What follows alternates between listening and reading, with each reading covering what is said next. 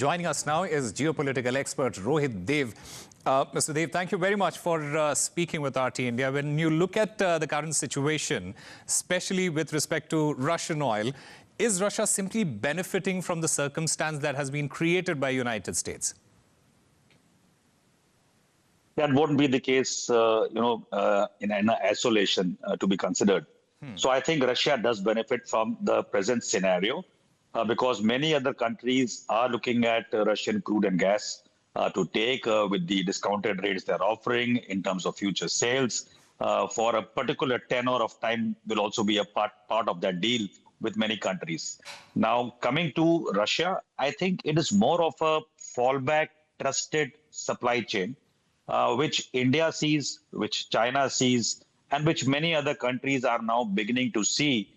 Because if you don't want to mess around with the United States in the Atlantic and the regions of Africa, regions of West Asia, I think what needs to foster between countries in Southeast Asia and Asia per se is opening off all the three routes which Russia has been talking about, including the Arctic route and the further eastern route, which comes to even a country like India and reduces the time frame by 40% of travel time.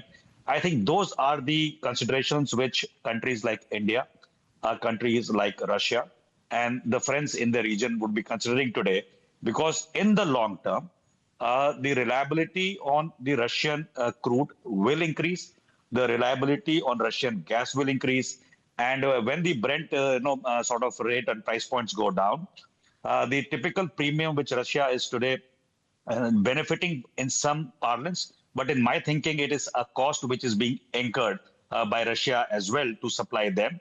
So I think those costs will also further come down for these major countries who are going to sign off long-term, long-tenor contracts with Russian companies, oil majors. So I think that is the way to look at it. So Russia, from both standpoint, a stable partner, trusted partner, insofar as India is concerned, I can tell you, is something which a country like India must and will look at. And from a perspective of the global upheaval right now, I think it is coming out and emerging even for smaller countries, smaller countries like Indonesia and others who have been talking to the Russian president and meeting him, and what the Russian talks have been for others over the diplomatic lines. I think the world is realizing that you cannot put your energy security at risk due to so-called Trump tantrums of the future if they were to emanate again in any part of this world. So I think the bouquet is going to get enlarged. We have seen the Indian case very, very clearly, whether it's, Algeria, Canada, anybody else coming in oil and gas. We are accepting even Guyana. So we are accepting even crude. We are accepting gas. The Qatar sort of strike has also brought to the forefront how we need, especially India, the gas sector to be much more stable.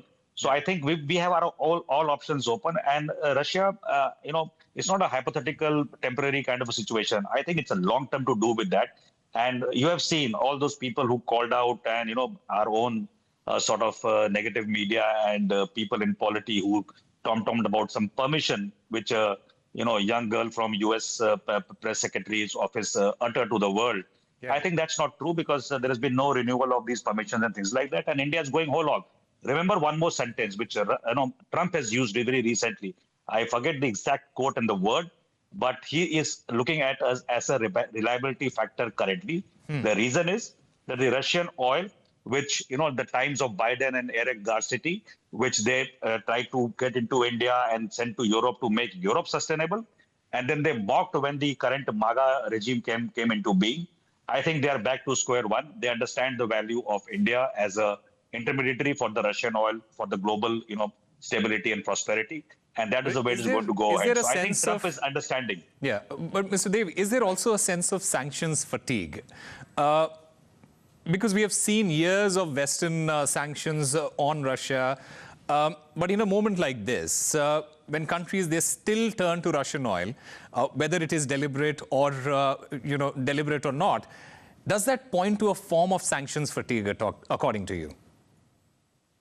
See, sanctions fatigue is a nice term you use, Osama, and I quite like that part, because old age is fatigue, right? So old age is catching up with many people in the Western Hemisphere. And there's a natural fatigue, a sanction fatigue, policy fatigue, and any kind of fatigue which is attributable to those kind of people who actually go senile at times. Now, the point is, this fatigue which you're talking about is a reset of the global order, right? And today, the world, the apprehension of the US president was petrodollar is going to go down, the BRICS nation are going to come up with something else. Yeah. And I said on your channel, Yeah. can you stop a country to trade the way they want, whether it's even a barter system, so to say, I buy your aircrafts and I give you rice. That's a barter system. So you cannot control the global trading mechanisms. And US is losing it because the pressures of US sanctions made unilaterally without any global order coming to, back it up, is impinging the economy of the European Union today and the UK. So the friends of US, the NATO, are feeling the brunt of these so-called sanctions. And let me tell you, go back into history and see the times of Mr. Obama, right? Long pending dispute, 1.7 billion transferred to the Iranians. Come to the regime of Biden till now, what happened? You unfroze the assets, $6 billion just because they caught a few prisoners here and there. Then you again went to the Iranian, oil waiver in terms of payment, and you again, sort of unsanctioned $10 billion worth to Iran. Yeah. So there was a huge era of make Iran great again, like, you said on your show through Mr. Vance. Then briefly, there was a period of make America great again. And I'm telling you from this conflict, while they're saying Iran will be great again, it is going to come at a cost to America. It's a cost of global, disorder which they have created, which somebody else is going to take ahead. A part in which lies today that America does not hold the cards. There are three sticking points, Obama. Just give me 1 minute, right? Three sticking points. Go ahead, sir. Let me tell you, tell on your channel. Yes, please go ahead, sir. Hormuz. You know how Hormuz will be settled? Donald Trump needs a face saver and an off-ramp, and it's not a long-term war. He realizes suddenly.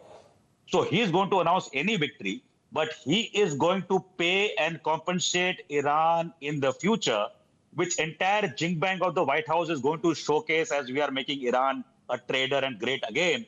It is actually payback for opening Hormuz, which they're going to agree on Iranian terms, but with the perception of the Western media that the Americans have won. Second, the second thing is about the nuclear part. There is no way Iran is going to give enriched uranium in the hands as a gift to America or any ally of America.